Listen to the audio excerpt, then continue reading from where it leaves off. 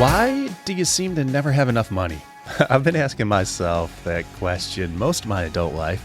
On the Badass Dad Pod, we get unstuck from the circumstances that keep us frozen financially, relationally, and physically.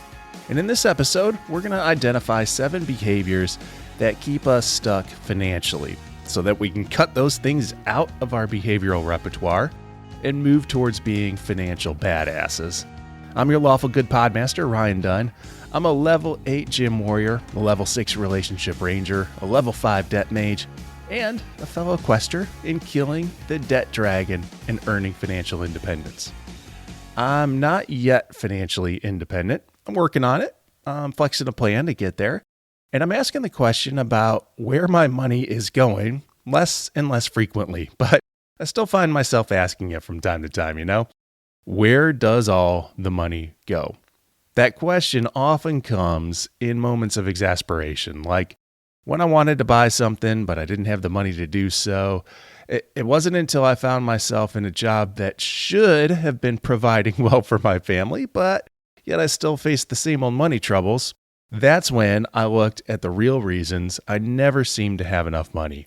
These are the behaviors I found were sabotaging my family's financial well-being, and they might be sabotaging your finances too. So let's get right into it. The first behavior was buying things on impulse. My whims ruled my spending habits. I couldn't save money because I was just mindlessly blowing money on like Starbucks and budget bin records. I often saw something cool and I convinced myself on the spot that it's what I needed. How could my day be complete without another, venti coffee from the Bucks? Or how could my record collection be complete without this copy of Fresh Fruit for Rotting Vegetables? These impulse buys added up to quite a sum of money, a sum that was keeping me from my financial goals. So what to do about it? Well, I've imposed a 24-hour or sometimes even a 1-week rule. So if I still want the item after 24 hours or 1 week, then I figure out how to purchase it within my budget. When shopping, this is important. When shopping, I don't buy things that aren't on the list. Because let's face it, it's pretty easy to go into a store with like 4 things that you need to get and end up walking out with 12, right? So for me, it also means not stopping at Starbucks just because Starbucks is right there. You know what I mean? Like you're driving by and it's just calling your name. Well, if you haven't planned on it, just pass it up. So buying on impulse, that's sabotaging behavior number 1. Sabotaging behavior number 2 is to keep paying someone else. It's just so convenient to pay somebody else to change my oil. It also costs twice as much as doing it myself. The same is true for washing my car. The same is true for painting a wall in my home. The more I pay out to someone else, the less I have for myself, which is a pretty simple principle, right? So what can we do about this? Well, if you can do something yourself, then go ahead and do it yourself. You'll save some serious cash and you get the added boost of the ego boost that accompanies a little bit of self-reliance. And YouTube is a wonderful thing. You can figure out a lot of ways to do something through YouTube. So that's the second sabotaging behavior, is that we keep paying somebody else to do the things that we can do ourselves. The third sabotaging behavior is to spend it and forget it. So I would take my item to the cash register in the store, plop down my credit card, complete the transaction, and then I would go on with my day without another thought about the money spent. No accounting for where that money came from, nor how it fit into our family budget. I was just buying and going. I needed to begin considering how every dollar I spent fit into my family's plan for financial well-being. So what to do about this? Well, there are many options. Some people use cash in envelopes. I guess that's the Dave Ramsey system. Or they use virtual budgeting envelopes through an app. I built a really simple app that interfaces with a Google Sheet, and that tracks how much discretionary money we have each month. And I appreciate that I need to consider how each purchase affects my family's budget. So the third sabotaging behavior is spending it and forgetting it. And then we're on to the fourth, which is to defer payments.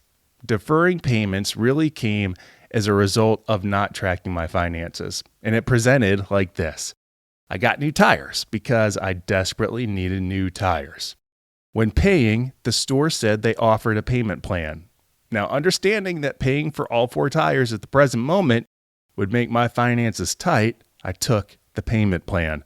The problem is that instead of making things tight for just 1 month, I've stretched this strain out over several months and likely incurred additional finance charges. So the bottom line with deferred payments is that they are not in your best interest.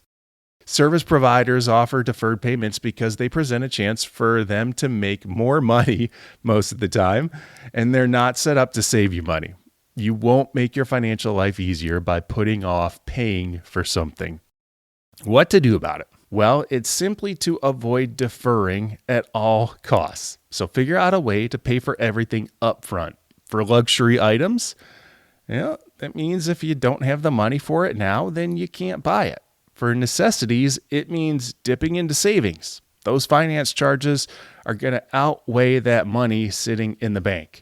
A large surprise medical expense may demand some deferment, but work on paying that thing down ASAP.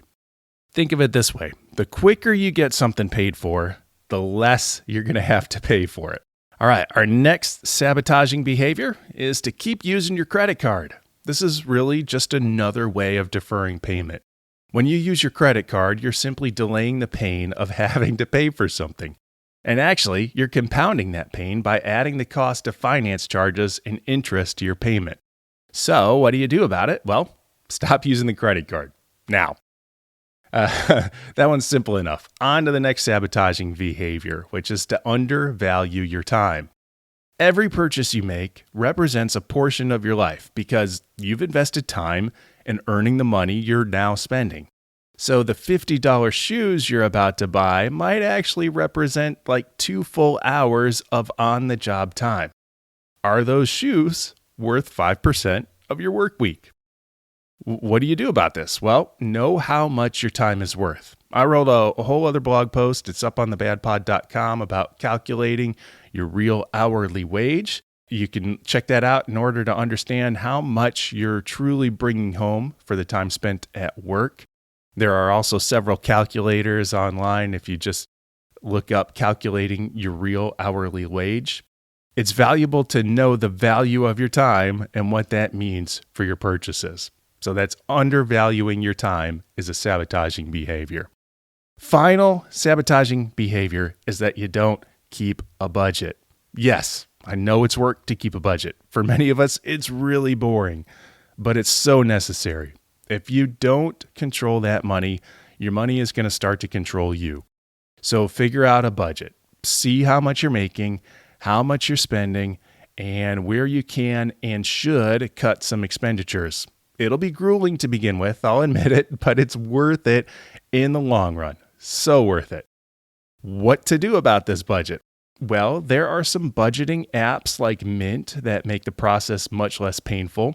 Or you can tackle it the old-fashioned way. That's the way I did it. And open up a spreadsheet in your bank account statement and go line by line, tracking what's coming in, what's going out, and what category everything falls into. So that is our final sabotaging behavior, not keeping a budget. So that's all for the Badass Dad Pod this week. I feel like it's enough. Some hard-hitting notes on this one. Hey, if you want more tips and to get stories of others practicing this stuff, join up the Badass Dad Squad on Facebook. It's super supportive. It's a really great group of people. And if you appreciate this episode, share the appreciation by mashing the subscribe button and that 5-star rating. I'm really appreciative of your 5-star ratings. I'll be back next week in search of your 5-star ratings. In the meantime, I remain your faithful podmaster, Ryan Dunn. Music is by I.O. Ellen. Okay, bye.